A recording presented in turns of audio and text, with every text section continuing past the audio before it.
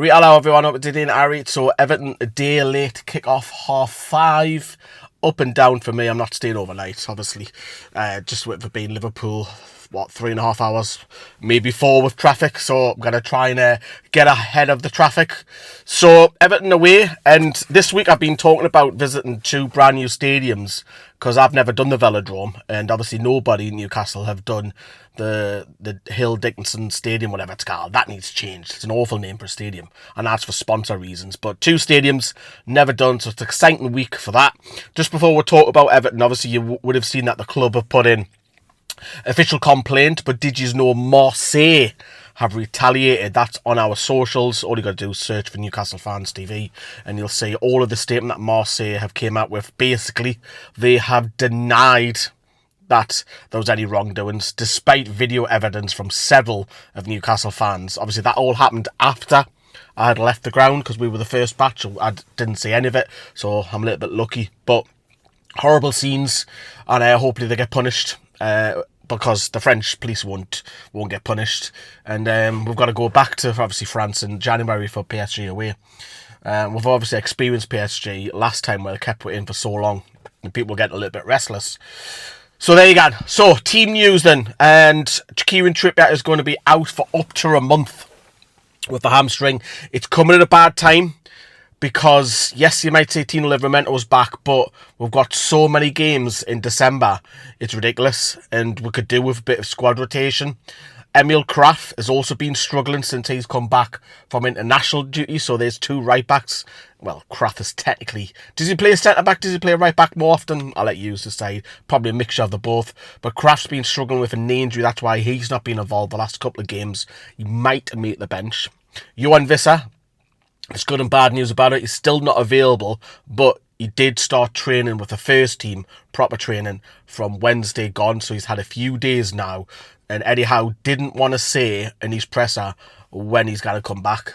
So I think it's just being coy. I think that's all it is. He knows. Of course he knows. He knows exactly when he wants to return him. But he's just being coy. So those are your updates. Sven Botman has a back problem as well, and Joe Linton should be alright because he didn't feature midweek, which I didn't get why you put him on the bench if you're not bringing him on anyways. But Joe Willock did okay midweek, didn't he? So changes then, is there going to be many? The big question, of course, would be the goalkeeper later on the day. Eddie Howe was asked about it. Look, he said that Nick Pope has done fantastic well with his shot stopping, which I have to agree, but he said there's been a couple of high profile errors, and that's the life of a goalkeeper. There's been more than a couple. I think he's been generous. Nick Pope's been brilliant, as I say, shot stopping, but them errors now are costing Newcastle United. I think if Nick Pope doesn't come flying out his goal on midweek, we don't lose that game because their momentum changes when they score, and they score like 5 minutes later again. I think that's a different outcome. Newcastle, probably worst case scenario, would have got a point, at least a point. But that's done now. The carry on from Marseille is done. I actually enjoyed my time, weirdly, in Marseille. Marseille fans were absolutely fine. On match day itself, I know there was 1 or 2 commotions but the night before, but on actual match day, there was no Marseille fans in sight waiting for, which was great. So, but moving to Everton then, obviously we've got to watch out for probably their wingers. Jack Grealish, I think, and Giles are a very much underrated player. Obviously, they've got Tyler Diblin that could probably bring off the bench. I'm not sure if all of them are fit, though. Obviously, Dewsbury Hall in the middle is quite creative as well. Everton are basically a different side to what they were before David Moyes. And there's no doubt about it that you might say, you never know, that Everton mid-table or even better, could they go top 10? There's a shout for it, you know. There is a shout for it.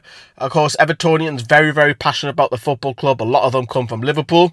Whereas the other club in Liverpool, a lot of their fans don't come from Liverpool. So you'll see a lot of local people in the stadium. That's a slight dig, and it is a dig. Because Liverpool are, I know I said flying, they're not flying. Liverpool are flapping at the moment. And it's nice to see Alexander Isak not do so well, is it? But I think it's a tough one. But I said the other day, and I'm going back on a tangent because I was talking about the goalkeepers. And I said, before Marseille, we've got to beat Everton. And if someone said, you get beaten Marseille and you win at Everton, would you take that? And I asked the lads around us when I was in Marseille, and they said, yeah, they would. And I would as well. Easy to say that in hindsight, but I've said that on video as well before. So I think it's important that we win. I don't want to draw. I think we've got to go and win this game. I think we've got to start climbing that Premier League table, especially now we've got so many games, as I mentioned, in December. We'll have to start climbing that table, so a win is a must for me. It has to be. It's got to be a win. Going back to team news then, so will Joe Willock come back in? Not Joe Willock. Joe Linton come in for Joe Willock. Get your button. So I think that probably happen. Harvey Barnes, for me, has to play left wing and continue. And I think Anthony Gordon has to go to the bench. I'm saying that, but will that happen though? Will Eddie Howe be brave enough to do it? I don't think so. Woltemade has to start. It has to be Barnes on the left. It wouldn't surprise me that he ever plays Gordon or Barnes on the right. Anthony Gordon should take a place back on the bench, and then it'll be Elanga or Murphy on the right. And I think the usual back four, if Botman's struggling, it'll be Shea and Chow. Hall left. And great to see Lewis Hall come back in. I think Dan Burn back to the bench. But will he do it? There's some calls to make for Eddie Howe today. Lewis Hall left back. Malik Chow, Fabian Shea, and then Tino Livramento. I hope he doesn't play five at the back. And I think it's because if he keeps playing Dan Burn and Anthony Gordon, that's putting something out in the team. And Anthony Gordon will be desperate to play because he's never played at this new ground against his former side. But you've got to reward, is it loyalty as they're calling it? Reward people who are playing well. You can't just put your pals in there because that's what it's being accused of. But hopefully there's some changes. Obviously I'm thinking that Newcastle have to go and win. Will go and win. Look, I think it'll be a very, very tight game, and I think Newcastle will. I'm going to say that. It's not often I predict that. Newcastle need, that's important, Newcastle need an away win because it's been so long since West Ham away last season in the Premier League. Yes, I know we won the Champions League away, but the Premier League is a different kettle of fish. So join me a little bit later. I'm literally just going to go to the shop and gone straight there, straight back. Obviously I've got the different car of the day instead of my van, and stay tuned for all the videos. I'll have an instant reaction and we'll do a vlog, and I might do a last word the next day, probably. But I love yous and leave yous, and we'll see yous later on. Score predictions please in the comments box. We'll see yous later.